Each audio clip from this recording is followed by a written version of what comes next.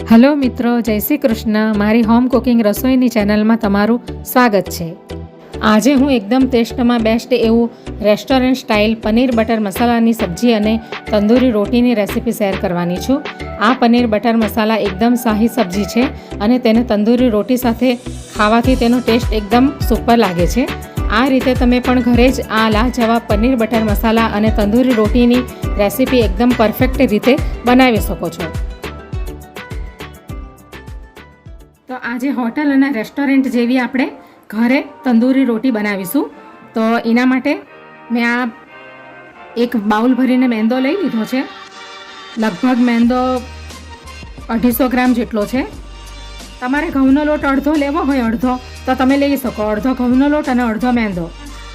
એમ જ મેંદાથી બનાવવા માંગતા હોય તો ખાલી મેંદો યુઝ કરવાનો. એની અંદર આ અડધી ચમચી જેટલું મીઠું લઈ લીધું છે મેં, અને આ 2 પિંચ જેટલું ખાવાનો સોડા છે એ આપણે અંદર નાખી દઈશું.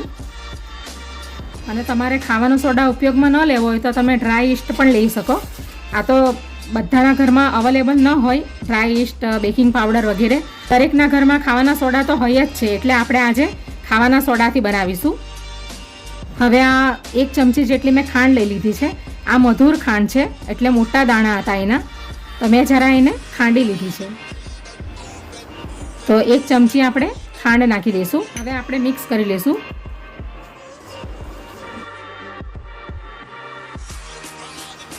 બરાબર મિક્સ થઈ ગયું છે. હવે આપણે એની અંદર આ રૂમ ટેમ્પરેચરમાં મૂકેલું દૂધ નાખીશું. આ વધારે બહુ ગરમ પણ ન હોવું જોઈએ ને એકદમ ઠંડુ પણ ન હોવું જોઈએ. રૂમ ટેમ્પરેચરમાં રાખેલું દૂધ આપણે અંદર નાખીશું.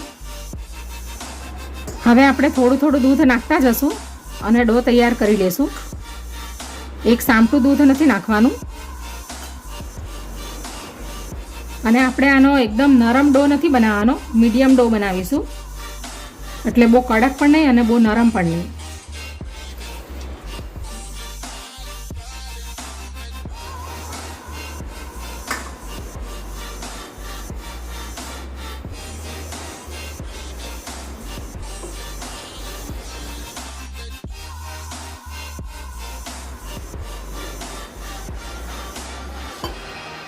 આવી રીતે આપણે થોડું થોડું દૂધ નાખીશું તો બરાબર ડો બનાવવાની સમજ પડશે.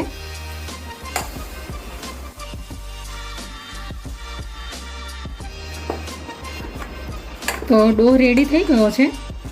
તો આ ટાઈપનો આપણે ડો એનો તૈયાર કરીશું. આ ટાઈપનો, બહુ કડક પણ નહીં અને બહુ નરમ પણ નહીં, આ રીતનો. હવે આપણે એને બરાબર મસળી લેશું. આપણે આ ડોને 4 થી 5 મિનિટ સુધી બરાબર મસળી લેવાનો છે. તો તંદૂરી રોટી સોફ્ટ અને જાળીદાર બનશે. હવે આપણે અડધી ચમચી ઘી નાખી દઈશું ઉપરથી. હવે ફરીથી આપણે એને મસળી લેશું બરાબર.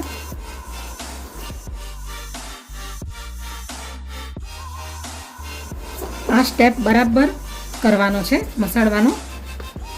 એના લીધે સારી તંદૂરી રોટી બનશે. એટલે આ સ્ટેપ તો જરૂરથી કરવાનો. 2 થી 4 મિનિટ સુધી બરાબર મસળી લેવાનું. ડો તૈયાર થઈ ગયો છે. હવે આપણે એને 20 મિનિટ સુધી રેસ્ટ કરવા દઈશું. એટલી વારમાં આપણે ઇન્સ્ટન્ટ બટર પનીર મસાલાની રેસીપી તૈયાર કરી લઈએ તંદૂરી રોટી સાથે ખાવા માટે. તો આપણે બટર પનીર મસાલા બનાવવા માટે સૌથી પહેલાં આપણે એની ગ્રેવી તૈયાર કરી લઈશું. તો આ 4 નંગ મેં ટામેટાં લઈ લીધા છે અને 2 નંગ મોટા કાંદા લીધા છે અને 6-7 કળી લસણની લીધી છે. અને આ 10 થી 12 નંગ કાજુને મેં પલાળી દીધા છે પહેલેથી જ. તો હવે આપણે આ બધી વસ્તુની ગ્રેવી બનાવી લઈશું. આપણે ઇન્સ્ટન્ટ બનાવવાના છીએ એટલે આપણે આવી રીતે તૈયાર કરી લઈશું.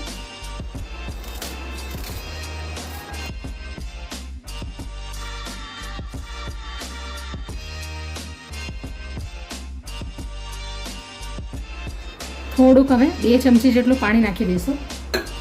હવે આપણે એની પેસ્ટ તૈયાર કરી લઈએ. તો હવે ગ્રેવી રેડી થઈ ગઈ છે. આપણે આદુ અને મરચાંની પેસ્ટને હમણાં વઘાર કરીએ ને ત્યારે નાખીશું. તો હવે ગેસ ઉપર નોનસ્ટિક કઢાઈ મૂકી દીધી છે. તો હવે આપણે એની અંદર 1 મોટા ચમચા જેટલું તેલ નાખીશું.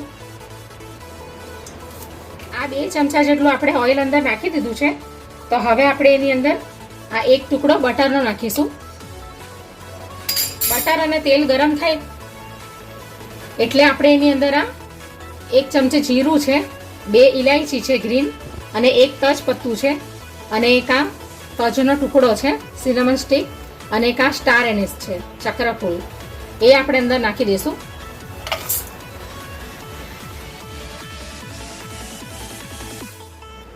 હવે આપણે 1 ચમચી આદુ અને મરચાંની પેસ્ટ નાખીશું. આપણે જ્યારે આ ટામેટા અને કાંદાની પેસ્ટ બનાવી ત્યારે આપણે આદુ મરચાં નહીં નાખ્યા હતા, એટલે આપણે હમણાં 1 ચમચી નાખી દઈશું. હવે આપણે આદુ મરચાંની પેસ્ટને બરાબર સાતડી લઈશું એટલે એનો કાચો ટેસ્ટ જતો રહે. હવે આપણે આ જે પેસ્ટ બનાવી છે એ નાખી દઈશું અંદર, ટામેટા, કાજુ અને કાંદાની અને લસણની. હવે આપણે મિક્સીમાં થોડુંક પાણી નાખીને આપણે આ મસાલો બધો લઈ લઈશું. હવે આપણે મિક્સ કરી લઈશું બરાબર. હવે આપણે પાવડર ફોર્મમાં મસાલા નાખી દઈશું. સૌથી પહેલાં આપણે સ્વાદ અનુસાર મીઠું નાખીશું. હવે આપણે આ મસાલા નાખી દઈશું. તો 1 ચમચી ધાણા જીરું લઈ લીધું છે, અડધી ચમચી હળદર લીધી છે, અડધી ચમચી ગરમ મસાલો લીધો છે, અને 1 ચમચી કાશ્મીરી લાલ મરચું લીધું છે, એ આપણે નાખી દઈશું અંદર. હવે મિક્સ કરી લઈશું બરાબર.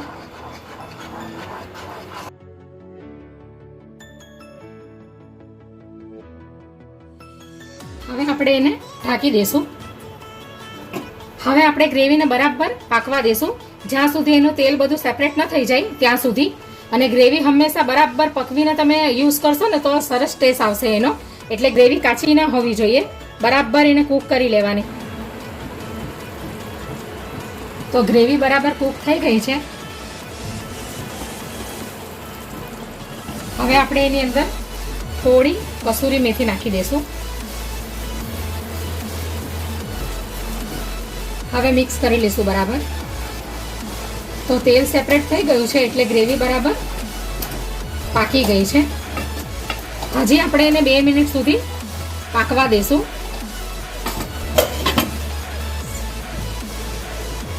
તો હવે 2 મિનિટ થઈ ગઈ છે. હવે આપણે આ પનીર નાખી દઈશું અંદર. આ 300 ગ્રામ જેટલું પનીર લીધું છે મેં.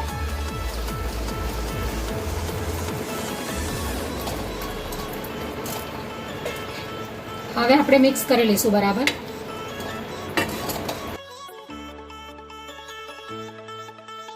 હવે આપણે 1 કપ જેટલું થોડું પાણી નાખી દઈશું કારણ કે ગ્રેવી બહુ થીક લાગે છે એટલે.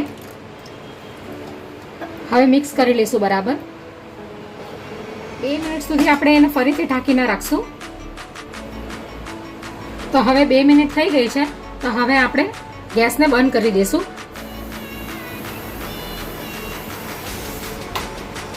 તો હવે બટર પનીર મસાલા રેડી થઈ ગયું છે.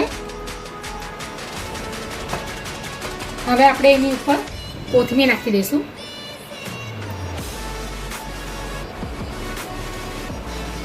તો તૈયાર છે ઇન્સ્ટન્ટ બટર પનીર મસાલા. તો હવે આપણે તંદૂરી રોટી બનાવવાનું ચાલુ કરીએ. તો હવે 20 મિનિટ થઈ ગઈ છે. તો હવે આપણે તંદૂરી રોટી બનાવવાનું ચાલુ કરીએ. એકદમ સરસ મુલાયમ ડો તૈયાર થયો છે. આપણે આ રીતે એક પોર્શન લઈ લઈશું. આ રીતે એનો આપણે લુઓ તૈયાર કરી લઈશું. આવી જ રીતે આપણે બધા તૈયાર કરી લઈશું.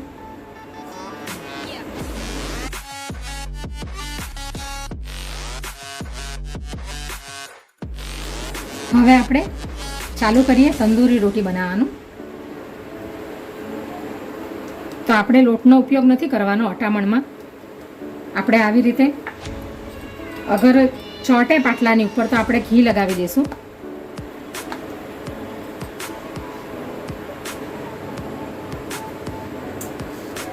હવે આપણે એને વણી લેશું.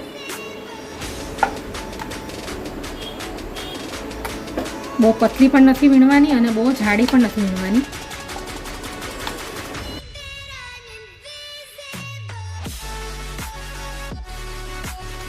તો બસ આપણે આ ટાઈપની વણી લેશું રોટલી.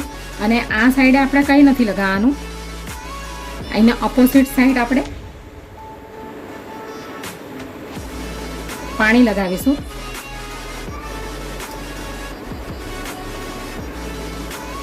આ રીતે આપણે પાણી લગાવી દઈશું. એટલે આપણે આ તંદૂરી રોટી તવી ઉપર બનાવીશું.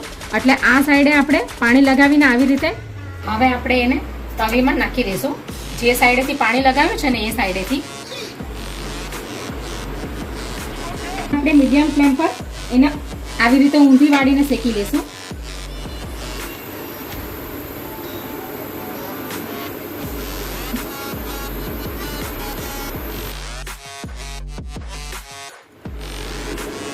આવી રીતે આપણે શેકી લેશું. અને હવે આ સાઈડેથી એને શેકાવા દઈશું બરાબર. હવે આપણે એને તવેથાની મદદથી પલટાવી દઈશું. થોડીક બળી ગઈ છે તો હવે તંદૂરી રોટી તૈયાર થઈ ગઈ છે. હવે આપણે એની ઉપર ઘી લગાવી દઈશું.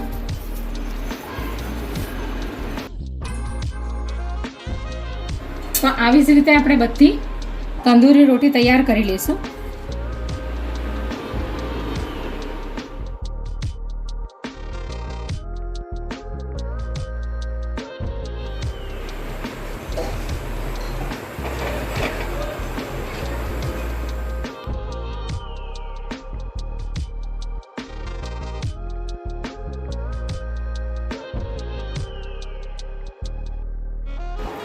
તો હવે આપણી તંદૂરી રોટી તૈયાર થઈ ગઈ છે.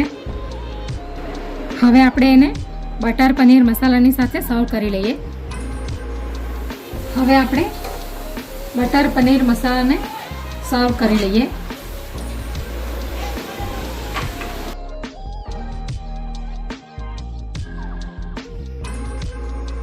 તો આપણું ઇન્સ્ટન્ટ બટર પનીર મસાલા પણ રેડી છે. હવે આપણે તંદૂરી રોટીની સાથે એને સર્વ કરી લઈએ. હવે આપણે તંદૂરી રોટીને પણ સર્વ કરી લઈશું. તો તૈયાર છે ઇન્સ્ટન્ટ પનીર બટર મસાલા અને તંદૂરી રોટી, જેને આપણે ઘરે તૈયાર કરી છે.